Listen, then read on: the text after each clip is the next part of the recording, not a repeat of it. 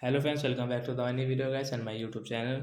Today friend we are going to talk about guys Infinix phone setting guys, and today video title is guys how can we set guys notification ringtone in Infinix phone device. Friends, you want to set guys your phone notification ringtone, so how can we set guys phone notification ringtone today friends? I will show you, I will tell you guys.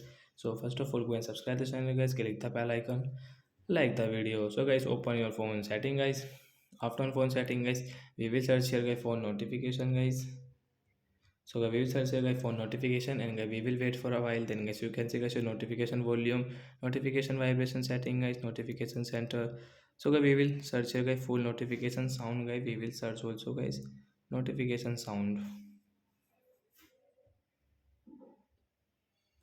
Then guys tap on notification sound, and guys you can see guys we don't have a notification sound. So guys first of all we will set guys this night sky, and guys we will tap here to okay. Then guys this notification sound will set, and guys you can increase guys notification volume from here.